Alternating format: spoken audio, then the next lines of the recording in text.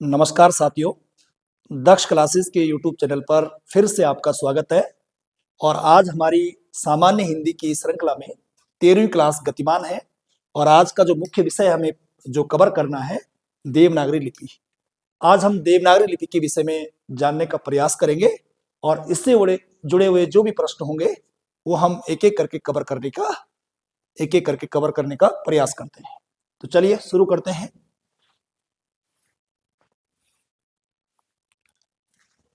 पहला प्रश्न देखिए, सबसे पहले हम यहां पर देखते हैं टॉपिक में जैसे लिखा हुआ है हमारे सामने लिपि। हमें यह जानना है कि लिपि होती क्या है। हमारे पास जो सिलेबस में है देवनागरी लिपि है, देवनागरी लिपि हमारे सिलेबस में है। लेकिन उससे पहले देवनागरी लिपि का विकास कैसे हुआ है, लिपि बोलते किसे हैं, पहले इसको जान लेते हैं, फिर आगे देवनागरी लिपि के बारे में एक एक करके बात करेंगे। देखिए, सबसे पहले जब हम लिपि की बात करते हैं, लिपि का मतलब सीधे लिखावट से होता है, भाषा की लेखन कला से संबंध होता है। और लेखन कला में या भाषा के लेखन में जिन प्रतीक चिन्हों का प्रयोग किया जाता है उनसे जो है लिपि का संबंध होता है। तो लिपि का संबंध लिखावट से है और लिखावट के लिए हम जिन चिन्हों का प्रयोग करते हैं वो एक प्रकार से क्या होती है, लिपि होती है। आइए समझते हैं। लिखावट या भाषा की सभी ध्वनियों के लिए निर्धारित प्रतीक चिन्हों को लिपि कहा जाता है। ठीक है जी, लिखावट या भाषा की सभी ध्वनियों के लिए जो निर्धारित प्रतीक चिन्ह होते हैं उसी को क्या कहते हैं, लिपि कहते हैं। और इस संबंध में कामता प्रसाद गुरु ने क्या कहा है, लिखित भाषा में मूल ध्वनियों के लिए जो चिन्ह मान लिए गए हैं वे भी वर्ण कहलाते हैं। यानी लिखित भाषा में जो मूल जो ध्वनि है, मूल ध्वनि के लिए जो चिन्ह मान लिए गए हैं वे भी वर्ण कहलाते हैं। और जिस रूप में वो वर्ण लिखे जाते हैं उसे लिपि कहते हैं। ठीक है जी, यानी जिस रूप में वर्ण लिखे जाते हैं उसे हम क्या कहते हैं, लिपि कहते हैं। तो सामान्य भाषा में ये समझने का प्रयास करते हैं, या सामान्य भाषा में लिपि क्या है अगर हम ये कहें तो ये कह सकते हैं कि लिपि लिखने का एक ढंग है ना। लिपि वर्णों को लिखने का एक तरीका है। ठीक है जी, यानी जिस तरीके से, जिस ढंग से हम वर्णों को लिखते हैं वही ढंग, वही तरीका क्या कहलाती है, लिपि कहलाती है। इसी क्रम में लिपि का जब विकास क्रम हम देखते हैं तो लिपि की निम्न अवस्थाएं मानी जाती है। यानी लिपि की कौन कौन सी अवस्थाएं हैं, कैसे कैसे लिपि की अवस्थाओं का विकास हुआ है। तो इनमें सबसे पहली जो अवस्था है लिपि की वो कौन सी है, चित्रलिपि। यानी सबसे पहले जो लिपि की अवस्था है, पहली जो अवस्था है लिपि विकास की, वो चित्रलिपि है। और इसी चित्रलिपि से धीरे धीरे आगे चल करके प्रतीक लिपि का विकास हुआ और इसी प्रतीक लिपि से जो है भाव लिपि बनी। और भाव लिपि से जो है आगे जो लिपि बनी वो कौन सी है, ध्वनि लिपि। और ये जो ध्वनि लिपि है इसकी दो कैटेगरियां हैं, इससे एक अक्षरात्मक लिपि निकली और एक वर्णात्मक लिपि निकली। यानी ध्वनि जो लिपि है वो दो प्रकार की है, इससे दो प्रकार की लिपियों का विकास हुआ है, एक अक्षरात्मक लिपि और दूसरी है वर्णात्मक लिपि। अक्षरात्मक लिपि और दूसरी है वर्णात्मक लिपि। ये दोनों प्रकार की लिपि किससे निकली, ध्वनि लिपि से। और देवनागरी लिपि सहित भारत की जो सभी लिपियां हैं वो अक्षरात्मक है, जबकि रोमन जो लिपि है वो कैसी है, वर्णात्मक है। तो यहां से प्रश्न क्या निकलेगा, एक तो आएगा कि जो लिपि विकास का क्रम है उसे सही ढंग से लगाइए। तो सबसे पहले याद रखना कि सबसे पुरानी जो लिपि है वो चित्रलिपि है। क्या है, चित्रलिपि है। और इसको ऐसे भी समझ सकते हैं कि सबसे पहले जब इतिहास में जब हम एक प्रकार से सभ्यताओं को पढ़ते हैं, या विशेष करके सिंधु घाटी सभ्यता को जब हम पढ़ते हैं तो वहां पर जो है मानव जो है गुफाओं या पाषाण काल में हम जाते हैं। तो पाषाण काल में जो है मानव जब बर्बर अवस्था में रहता था, जब खूंखार अवस्था में था, या जब मानव की प्रकृति जो है बड़ी खूंखार टाइप की हुआ करती थी, तो उस समय कंदमूल खाकर के जंगलों में रहा करता था और गुफाओं में जो है चित्र वगैरह बनाया करता था। तो यहीं से आप अंदाजा लगा सकते हैं कि सबसे पुरानी जो लिपि है वो कौन सी है, चित्रलिपि है। उसके बाद प्रतीक लिपि है और फिर भाव और ध्वनि। और ध्वनि के दो रूप हैं, एक अक्षरात्मक लिपि और दूसरी कौन सी है, वर्णात्मक लिपि। एक तो ये वाली बात ध्यान रखनी है। और दूसरी बात याद रखना है कि चाहे वो देवनागरी लिपि हो, चाहे वो भारत की कोई अन्य लिपि हो, वो सारी की सारी लिपि कैसी है, अक्षरात्मक है, जबकि रोमन जो लिपि है वो कैसी है, वर्णात्मक है। ठीक है जी, तो ये तो सामान्यता है कि लिपि क्या है, एक लिखावट है। लिपि एक लिखने का एक तरीका है ना, जिनमें हम प्रतीकों का प्रयोग करते हैं, प्रतीक चिन्हों का प्रयोग करते हैं। लिखने के ढंग को, लिखने के तरीके को हम जो है लिपि कहते हैं। और लिपि के विकास क्रम को इस प्रकार से दिखाया गया है। और देवनागरी लिपि सहित भारत की जो सभी लिपियां हैं वो अक्षरात्मक है, जबकि रोमन लिपि कैसी है, वर्णात्मक है। अब देख तो आप भारत की प्राचीन लिपि को लेकर के जब बात करते हैं तो भारत की जो प्राचीन लिपियां हैं, भारत की कितनी प्राचीन लिपियां हैं, हम बोलेंगे 3 भाई। 3 प्राचीन लिपि कौन कौन सी है? एक सिंधु घाटी लिपि, दूसरी कौन सी है, खरोष्टी लिपि, और तीसरी कौन सी है, ब्राह्मी लिपि। तो भारत की लिपियों की बात कर रहे हैं तो 3 प्राचीन लिपि हमारे सामने आ गई है। इसी प्रकार से जो है सबसे पहले हम पढ़ लेते हैं सिंधु घाटी लिपि। सिंधु घाटी लिपि क्या है, किसे कहते हैं, सिंधु घाटी लिपि के बारे में क्या प्रश्न बनते हैं, ठीक है, थोड़ा थोड़ा इनके बारे में समझ लेते हैं, फिर हम आगे देवनागरी लिपि में आने वाले हैं। तो इस लिपि का प्राचीन जो नमूना है हड़प्पा, जो पाकिस्तान में है, और सिंध ये भी पाकिस्तान में है, और यहाँ पर मोहनजोदड़ो है, सिंध में मोहनजोदड़ो और यहाँ पर हड़प्पा, ये दोनों स्थान मोहनजोदड़ो हड़प्पा दोनों पाकिस्तान में पड़ते हैं। यहाँ से सिंधु घाटी लिपि के जो है नमूने मिलते हैं। तो यानी सिंधु घाटी लिपि के जो प्राचीनतम नमूने प्राप्त हुए हैं ये हड़प्पा और मोहनजोदड़ो से प्राप्त हुए हैं, और ये दोनों स्थान कहाँ पड़ते हैं, पाकिस्तान में। सिंधु घाटी लिपि कुछ चित्राक्षर टाइप की है, कुछ ध्वन्याक्षर टाइप की है, और कुछ भाव चित्रात्मक है, और कुछ लोग इसे अज्ञात लिपि बोलते हैं। जब पेपर में प्रश्न आएगा सिंधु घाटी की लिपि क्या थी, तो हमारा आंसर कई बार मिलेगा अज्ञात लिपि, कई बार मिलेगा भाव चित्रात्मक लिपि, कई बार मिलेगा आंसर ध्वन्याक्षर लिपि, कई बार मिलेगा चित्राक्षर लिपि। तो इन ऑप्शनों में से कोई सा भी ऑप्शन हमारे सामने हो सकता है, इनमें से एक हमें आंसर टिक करना है कि सिंधु घाटी लिपि कौन सी है। या तो अज्ञात लिपि कई बार मिलेगा, या भाव चित्रात्मक मिलेगा, या ध्वन्याक्षर मिलेगा, या फिर चित्राक्षर मिलेगा। यहां तक बात ठीक है। एक ड्रिंजर महोदय हुए हैं, क्या महोदय है, ड्रिंजर महोदय, डेंजर महोदय नहीं है ये ड्रिंजर महोदय है। और ये सिंधु घाटी लिपि को क्या बोलते हैं, ट्रांजिशनल स्क्रिप्ट बोलते हैं। ट्रांजिशनल स्क्रिप्ट यानी हिंदी में बोलेंगे भाव ध्वनि मूलक, भाव ध्वनि मूलक, भाव ध्वनि मूलक बोलेंगे इसको।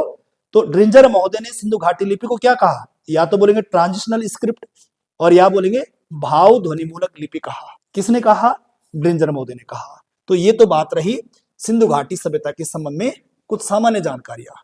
इसके अलावा एक और महत्वपूर्ण जानकारी है कि सिंधु घाटी लिपि के जो ध्वनि चिन्ह है उनको लेकर के विद्वानों में मतभेद है, और सामान्यतः पेपरों में आया हुआ है कि सिंधु घाटी लिपि में कितने चिन्ह हैं, तो मोटा मोटा पेपरों में 401-2 बार का आ रखा है। तो कुछ लोग इसमें 253 मानते हैं, 253 मानते हैं, कुछ लोग इसमें जो है 228 मानते हैं, और कुछ लोग इसमें जो है 396 यानी लगभग 400। तो ये वाला पेपर में पूछा गया है कि सिंधु घाटी लिपि में जो है कितने एक प्रकार से ध्वनि चिन्ह है, तो हम लगभग 400 मानते हैं, लेकिन ये 396 है। और गैंड एवं स्मिथ ने जो है, गैंड एवं स्मिथ ने जो है ये 396 बताए हैं, लगभग 400 के आसपास हम इसे मान सकते हैं। ठीक है जी। उसके अलावा जो सिंधु घाटी लिपि कई बार आगे किस ओर लिखी जाती है, तो याद रखना कि ये जो लिपि है सिंधु घाटी लिपि, ये दाईं ओर से बाईं ओर लिखी जाती है।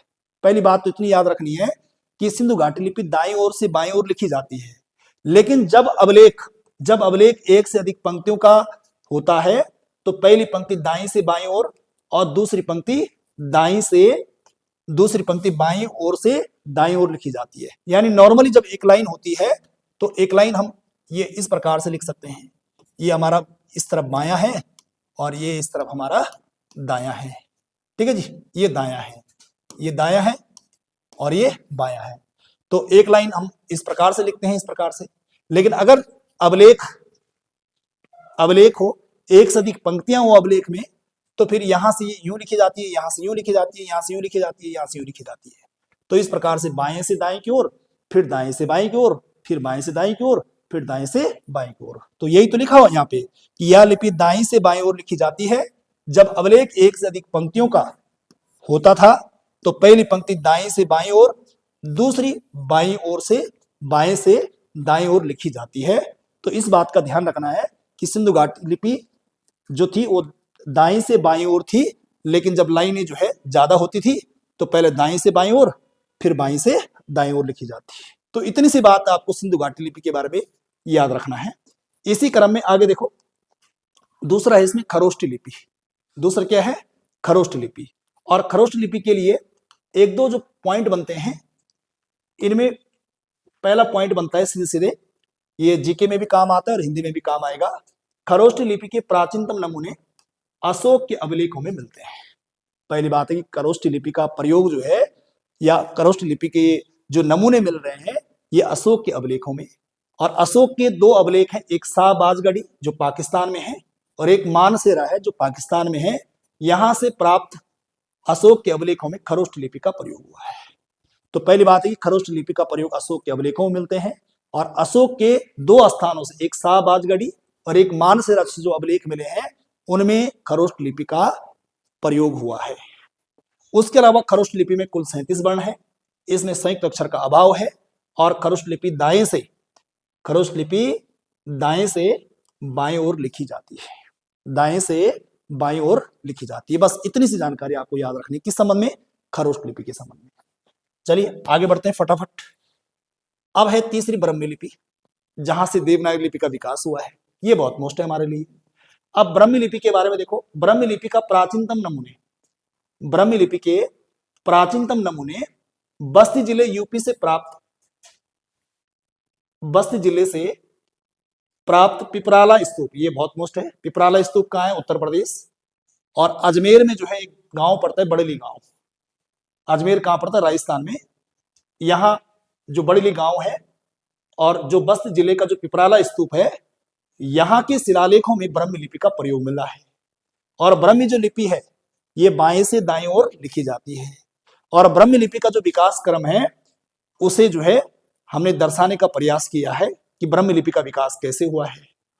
तो ब्राह्मी लिपि का जो विकास हुआ है इसे दो पार्टों में हम बांटने का प्रयास करेंगे, दो पार्टों में हम इसे बांटेंगे। दो पार्ट कौन कौन से हैं, एक है उत्तरी ब्राह्मी लिपि, उत्तरी ब्राह्मी लिपि, और दूसरी है दक्षिणी ब्राह्मी लिपि।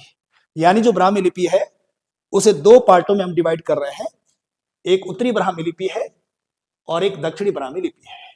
और देवनागरी लिपि का जो संबंध है वो ब्राह्मी लिपि से तो है, क्योंकि ब्राह्मी लिपि से ही देवनागरी लिपि की एक प्रकार से मूल रूप से उत्पत्ति हुई है।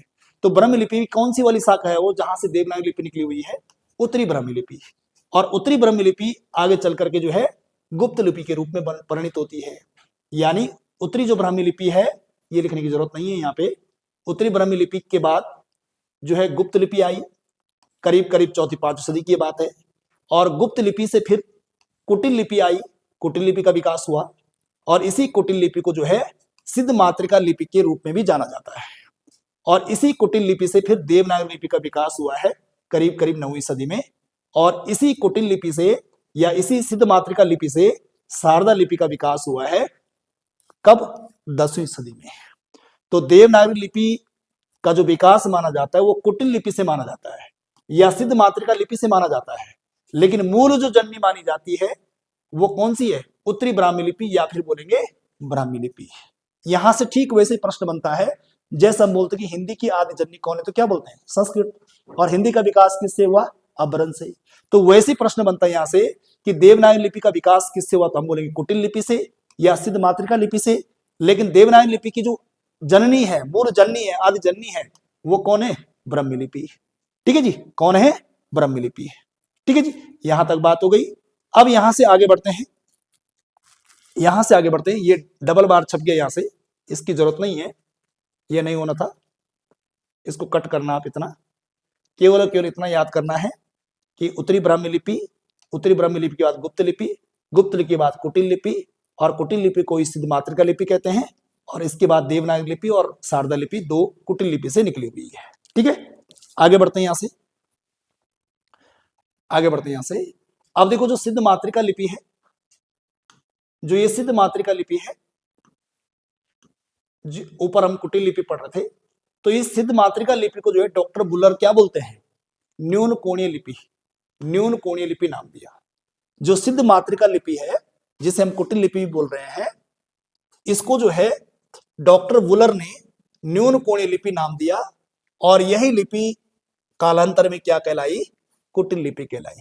तो कुटिल लिपि, न्यून कोणीय लिपि और सिद्ध मातृका लिपि कोई अलग अलग नहीं है, बल्कि एक ही है, बस उसके नाम अलग अलग है। प्रश्न यहां से बनेगा कि सिद्ध मातृका लिपि को जो है न्यून कोणीय लिपि किसने कहा, तो हम बोलेंगे डॉक्टर वुलर ने।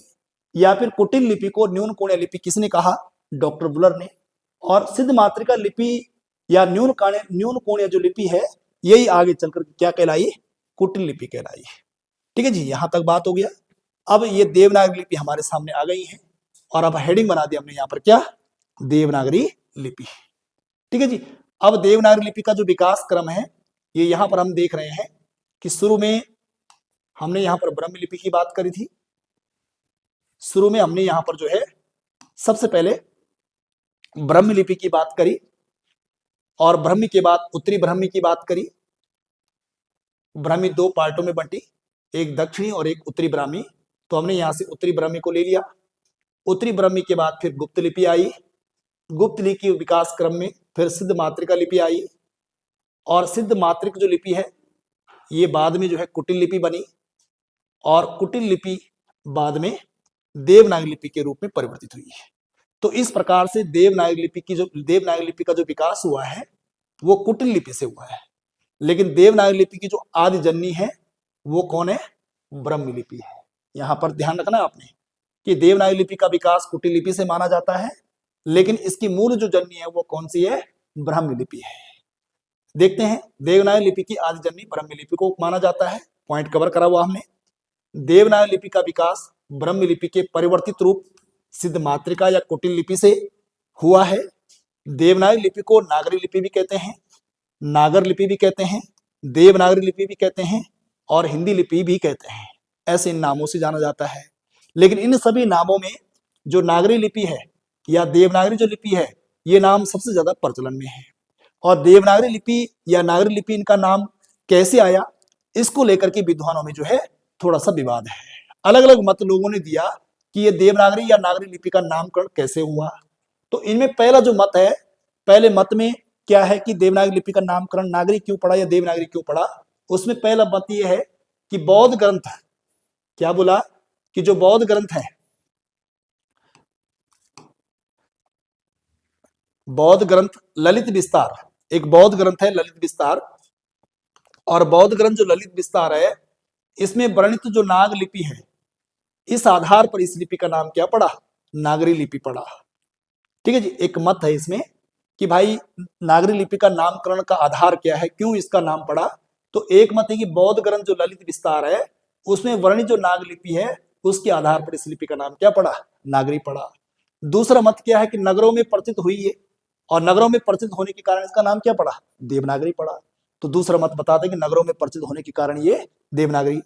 तीसरा मत क्या है, पाटलिपुत्र को नागर और चंद्रगुप्त को देव कहने के कारण, पाटलिपुत्र को नागर बोला गया और चंद्रगुप्त को देव कहने के कारण इसका नाम देवनागरी पड़ा। एक ये वाली बात आ गई। फिर चौथा मत इसमें क्या है, चौथी जो बात बताई गई कि गुजरात के नागर ब्राह्मणों द्वारा इसका प्रयोग किए जाने के कारण इसका नाम नागरी पड़ा। ठीक है जी। अब देव भाषा, अब नागरी नाम तो ठीक है कि चाहे कोई सा भी कारण हो, लेकिन नागरी लिपि इसका नाम आया है। लेकिन नागरी से देवनागरी कैसे बनी, तो देव भाषा संस्कृत के लिए जब नागरी लिपि का प्रयोग होने लगा तब देवनागरी लिपि कहा जाने लगा। नागरी लिपि के लिए तो ये विभिन्न कारण आ गए कि इस वजह से नागरी लिपि इसका नाम पड़ा। लेकिन नागरी लिपि का नाम जो देवनागरी पड़ा उसके पीछे की वजह यह है कि देव भाषा, देवताओं की भाषा जो संस्कृत है, जब देव भाषा संस्कृत के लिए इस नागरी लिपि का प्रयोग किया जाने लगा तो तभी इस नागरी लिपि को क्या बोला जाने लगा, देवनागरी लिपि बोले जाने लगा। तो नागरी से क्या बन गई है, देवनागरी लिपि बन गई। और देवनागरी लिपि का सबसे पहले जो प्रयोग मिलता है, गुजरात का एक राजा है जयभट्ट, 7वीं 8वीं शताब्दी का। तो गुजरात के राजा जयभट्ट के 7वीं 8वीं शताब्दी का जो एक शिलालेख में इसका जिक्र मिलता है। तो प्रश्न पेपर में बनेगा कि देवनागरी लिपि का जो प्रमाण है, जो साक्ष्य है, वो कौन सा है। तो हम क्या बोलेंगे, गुजरात का राजा जो जयभट्ट है उसके जो शिलालेख हैं उनसे जो है देवनागरी लिपि के प्रमाण मिले हैं। और सबसे पहले जानकारी इसी गुजरात के जयभट्ट के एक शिलालेख से जो है मिला है। और देवनागरी लिपि जो है वो बाईं से दाईं ओर लिखी जाती है। सभी के बारे में हम लिख रहे हैं। ये भी कैसे लिखी जाती है, बाईं से दाईं ओर। इसके अलावा यहां से कई बार प्रश्न पेपर में आ जाता है कि कौन सी भाषा किस लिपि में लिखी जाती है, कौन सी भाषा किस लिपि में लिखी जाती है। इस टाइप के प्रश्न भी पेपर में आते हैं। और इस टाइप के जो प्रश्न हैं इनमें सबसे पहले देखो यहाँ पर कि जैसे अंग्रेजी है, जैसे जर्मन है, जैसे फ्रांसीसी है। ठीक है जी। ये जो लिखे जा रहे हैं ये किस लिपि में लिखे जा रहे हैं, फ्रांसीसी या फ्रेंच एक ही बात है। जर्मन, अंग्रेजी ये रोमन लिपि में लिखे जा रहे हैं, ये रोमन लिपि में लिखी जाती है। उसके अलावा जैसे उर्दू है, अरबी है, फारसी है, ये फारसी लिपि में लिखी जाती है।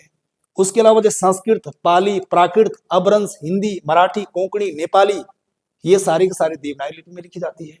और पंजाबी जो है किस लिपि में लिखी जाती है? गुरुमुखी लिपि में। और प्रश्न पेपर में आता है कि गुरुमुखी लिपि का आविष्कार किसने किया था? तो आंसर क्या आता है? गुरु अंगद देव। किसने किया आविष्कार? गुरु अंगद देव ने। और पंजाबी किस में लिखी जाती है? तो गुरुमुखी लिपि में लिखी जाती है। देवनागरी लिपि अक्षरात्मक है और देवनागरी लिपि में 11 स्वर होते हैं और 33 व्यंजन होते हैं। कई बार इस टाइप के प्रश्न आते हैं कि भाई देवनागरी लिपि में स्वर कितने हैं? तो 11 स्वर। और व्यंजन कितने? तो आंसर क्या बनेगा? 33 व्यंजन बनेगा। ठीक है जी। तो यहां से आपको ध्यान में रखना, इस टाइप के प्रश्न पेपर में आते हैं। ठीक है जी। यहां से थोड़ा और आगे बढ़ जाते हैं। यहां से एक और महत्वपूर्ण प्रश्न बनता है जो टफ प्रश्न होता है। देवनागरी लिपि के संबंध में, देवनागरी लिपि के संबंध में प्रमुख जो महत्वपूर्ण कथन है, इसको लेकर के बार बार पेपरों में आता रहता है। और पहला कथन यहां से क्या पूछ लेता है? पूछ लेगा यहाँ पे कि भाई संसार में यदि कोई सर्वांगपूर्ण अक्षर है तो देवनागरी की है। संसार में यदि कोई सर्वांगपूर्ण कोई अक्षर है वो देवनागरी की। कथन किसका है? बहुत मोस्ट है, तो याद क्या रखना, sir Isaac Pitman. Sir Isaac Pitman ने क्या कहा कि संसार में यदि कोई सर्वांगपूर्ण अक्षर है तो वो किसके हैं? देवनागरी के हैं। और इसी क्रम में आचार्य विनोबा भावे ने क्या बोला? नागरी लिपि से बढ़कर वैज्ञानिक लिपि मैंने आज तक नहीं पाई। तो नागरी लिपि से बढ़कर वैज्ञानिक लिपि मैंने आज तक नहीं पाई या मैंने नहीं पाई, ये कथन किसका है? आचार्य विनोबा भावे। उसके अलावा राहुल सांकृत्यायन क्या कहते हैं कि देवनागरी लिपि है ना, देवनागरी दुनिया की सर्वाधिक वैज्ञानिक लिपि है। तो देवनागरी लिपि दुनिया की सबसे वैज्ञानिक लिपि, ये कथन किसका है? राहुल सांकृत्यायन का है। और सुनीति कुमार चटर्जी क्या कहते हैं? कतिपय परिवर्तनों के साथ, यानी कुछ परिवर्तनों के साथ देवनागरी लिपि के स्थान पर हमें रोमन लिपि स्वीकार करनी चाहिए। तो ये बात कौन बोल रहे हैं? सुनीति कुमार चटर्जी। तो देवनागरी लिपि संबंधी प्रमुख कथन हमने पढ़ लिए। भारत की 3 प्राचीन लिपियों के बारे में थोड़ी बहुत बात करते हुए हम देवनागरी लिपि के संबंध में बात कर चुके हैं। और इसके बाद आगे जो इसका पार्ट 2 आएगा उसमें हम पढ़ेंगे देवनागरी लिपि की क्या विशेषताएं हैं, क्या उसकी कमियां हैं, क्या उसकी अच्छाइयां हैं। ठीक है जी। तो ये सारा हम पढ़ेंगे और फिर देवनागरी लिपि के लिए सुधारात्मक प्रयास क्या क्या किए गए हैं उसको हम नेक्स्ट अगली वाली वीडियो में पढ़ेंगे। आज के लिए इतना ही करते हैं। अपना ख्याल रखिए, बढ़िया से मेहनत करिए। बहुत बहुत धन्यवाद आपका।